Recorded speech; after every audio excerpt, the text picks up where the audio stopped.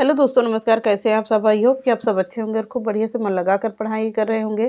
तो जैसा कि आप लोगों को पता है, हम लोग पढ़ रहे हैं क्या, एक एक रचनाओं को एक एक राइटर को पढ़ते हुए चल रहे हैं, जिनसे जिनसे प्रश्न बनता है बिल्कुल एक टू जेड उन्हीं को पढ़ते हुए चल रहे हैं। एक एक राइटर से आपको जो भी प्रश्न बनते हैं यहीं से मिल जाएंगे। तो आप लोग, कल मैंने पढ़ा था क्या, जगदीश चंद्र माथुर जी को, कल के थे श्रीधर पाठक, आज हैं क्या उनसे राइटर्स जगदीश चंद्र माथुर। जगदीश चंद्र माथुर से हम सभी रचनाएं पढ़ेंगे। कोशिश करेंगे कि एक ही क्लास में इनको भी ख़त्म कर दें। ज़्यादा बड़ा चैप्टर इनका भी नहीं है, तो जो मुख्य मुख्य बातें हैं इनके बारे में आइए जानते हैं हम लोग। तो कल जो भी पढ़े थे हम लोग श्रीधर पाठक के, एक ही वीडियो में एक ही क्लास में उनको भी समाप्त करने की कोशिश किए थे, क्योंकि वो भी ज़्यादा बड़े, उनसे ज़्यादा चैप्टर पूछा नहीं जाता है।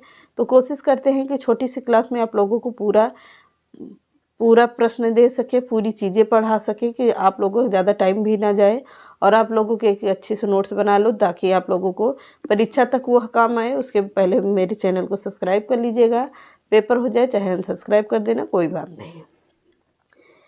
तो चलिए देखते हैं आज के राइटर हैं कौन, जगदीश चंद्र माथुर। हेडिंग डालिएगा जगदीश चंद्र माथुर जी को जीवन परिचय करके लिखिएगा। इनका जन्म कब हुआ है? तो 16 जुलाई 1917 ईस्वी में हुआ है। किसका? जगदीश चंद्र माथुर का जन्म हुआ है 16 जुलाई 1917 ईस्वी को हुआ है। कहाँ पर हुआ है? उत्तर प्रदेश के बुलंदशहर जिले के खुर्जा में हुआ है। कहाँ पर है? खुर्जा, बुलंदशहर में है। प्रारंभिक शिक्षा भी इनकी कहाँ हुई है? खुर्जा में हुई है। जगदीश चंद्र माथुर जी की कहाँ पर हुई है? खुर्जा में ही हुई है। अब इनके हेडिंग डालिएगा साहित्यिक जीवन इनका कैसा था। साहित्यिक जीवन इनका कैसा था, हेडिंग डालिएगा। अब इसमें लिखते हैं अध्ययन काल से ही उनका लेखन प्रारंभ होता है। कब? जब वो पढ़ रहे थे तभी से इनका लेखन कार्य चालू हो जाता है। हिंदी के बारे में लिखना आरंभ होता है। आरंभ से ही उनकी रुचि अभिनय की ओर थी। किसमें? आरंभ से ही उनकी रुचि अभिनय की ओर थी। प्रयाग विश्वविद्यालय में, कहाँ पर? प्रयाग विश्वविद्यालय में अपने छात्र जीवन में ही, कब? छात्र, यहाँ पर गलत है, सही कर लीजिएगा।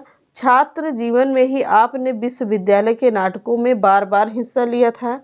जो वहाँ पर छात्र थे तब ये ही, तो छात्र में ही इन्होंने जो नाटक होते थे वहाँ पर, तो ये बार बार उनमें भाग लिया करते थे। अपनी इनकी बहुत रुचि थी तो बार बार भाग लिया। प्रयाग विश्वविद्यालय में आपने छात्र जीवन में ही क्या किया? बार बार नाटकों में बार बार हिस्सा लिया था। 1930 ईस्वी में, कब? 1930 ईस्वी में तीन छोटे छोटे नाटकों के माध्यम से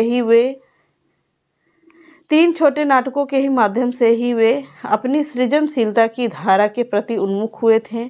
कब? 1930 ईस्वी में ही तीन छोटे नाटकों के माध्यम से अपनी सृजनशीलता की धारा में के प्रति उन्मुख हुए थे।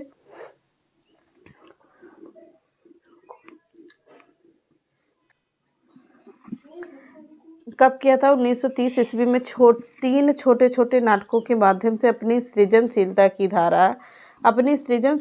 धारा के प्रति उन्मुख हुए थे। प्रयाग में उनके नाटक चांद, रूपाभ पत्रिकाओं में न केवल छपे ही, बल्कि उन्होंने वीर अभिमन्यु आदि नाटकों में भी भाग लिया था। किसमें थे? कौन सा उनका नाटक था? चांद और रूपाभ पत्रिका थी। न केवल उनमें छपे ही, बल्कि उन्होंने वीर अभिमन्यु आदि नाटकों में भी भाग लिया है। और कौन सा है? भोर का तारा में संग्रहित सारी रचनाएं प्रयाग में ही लिखी गई थी। कहाँ? भोर का तारा में ही संग्रहित सारी रचनाएं प्रयाग में ही लिखी गई। यह नाम प्रतीक रूप से शिल्प और संवेदना दोनों दृष्टियों से माथुर की रचनाओं, किसमें? यह फिर से देखिएगा, यह नाम प्रतीक रूप से शिल्प और संवेदना दोनों दृष्टियों से माथुर के रचनात्मक व्यक्तित्व के भोर का तारा ही है। क्या है? भोर का तारा ही है। इसके बाद की रचनाओं में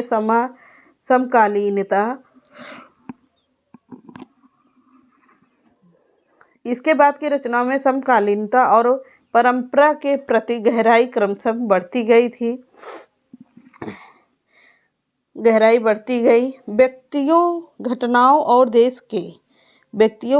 और देश के विभिन्न ऐतिहासिक स्थलों से प्राप्त अनुभवों से वे सृजन में महत्वपूर्ण भूमिका अदा किए हैं। कौन? श्रीधर पाठक जी, चंद्रगुप्त माथुर जी हैं ये, तो महत्वपूर्ण भूमिका अदा किया है। अब अगला पॉइंट करके लिखिएगा।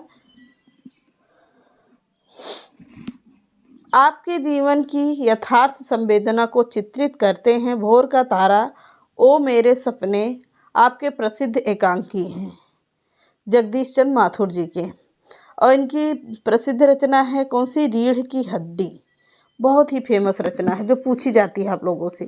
कौन सी? रीढ़ की हड्डी पूछी जाने वाली है, बार बार कह रहे हैं, नोट कर लीजिए।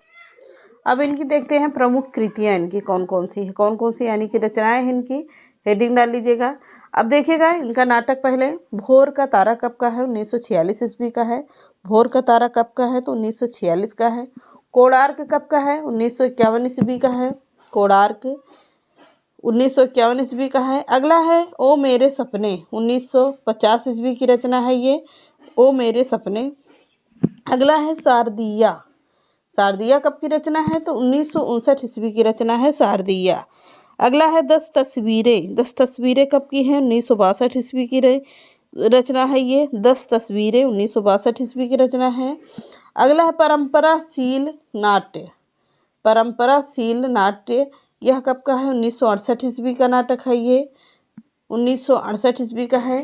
अगला है पहला राजा। पहला राजा कब का है? 1970 ईस्वी का है पहला राजा। अगला है जिन्होंने जीना जाना।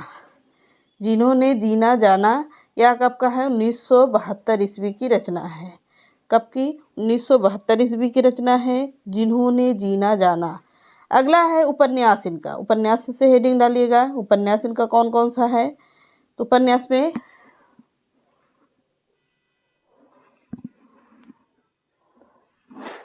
उपन्यास कौन सा है? यादों का पहाड़। बहुत ही इम्पोर्टेंट उपन्यास है ये, जगदीश चंद्र माथुर जी का। माथुर जी का बहुत ही इम्पोर्टेंट है ये, यादों का पहाड़। अगला है आधा पुल। आधा पुल किसका है?